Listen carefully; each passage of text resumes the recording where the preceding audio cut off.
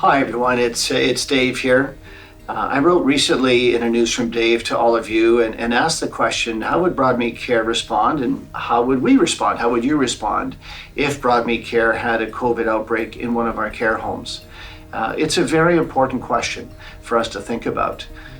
We've been working together for the last 2 or 3 months and taking extraordinary measures, and we've had amazing teamwork working together to prevent COVID from coming into any of our care homes. And so far we've been successful. We're very thankful for that. And we've done a great job together. And we hope that continues to be the case. But we know it's possible that an outbreak could occur.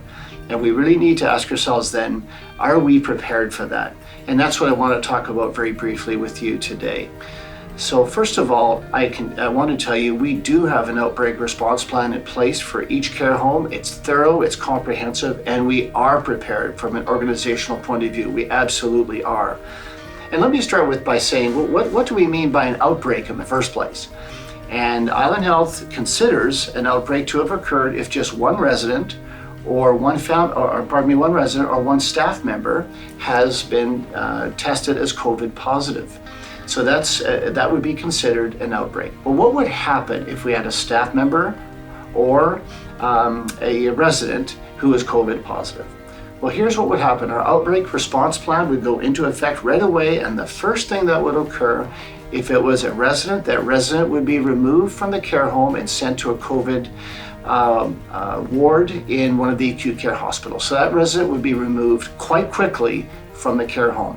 If it was a staff member who was COVID positive, well, that staff member already would be at home because we have a screening process. As you know, you will go through it when you come to work, and that staff member already would have been at home because they had symptoms. And so they would have already been at home and would stay at home, of course, until it's safe for them to come back to work. So that's the first thing that happens. We know those people would be removed from our care home, and that's our first step to keeping the home safe as a place to live for our residents and a safe place to work. The second thing that happens is we would work with Island Health and the Center for Disease Control, CDC, to do what's called contact tracing. What does that mean? Well, contact tracing simply means who was in contact recently, close contact, with that resident or with that staff member who was COVID positive. Any of those staff members would be sent home, and any residents who had been in close contact with those people also would be put on precautions and isolated to their room. That would be the second step that would take place. After that, all of our other outbreak response protocols that you know so well, we've been doing them every year, every time we had to deal with influenza, for example, those same procedures would be in place.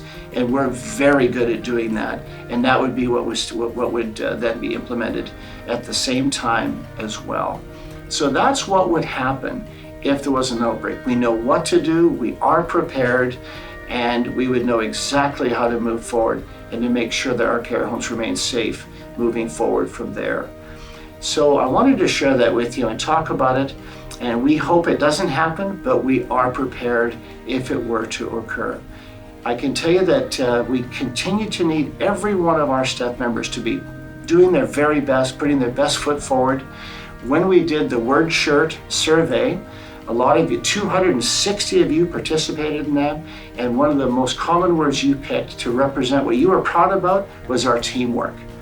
And that's what it's going to take, would be teamwork. All of us continuing to work together. So you may recall a saying I shared with you in a News from Dave a while ago.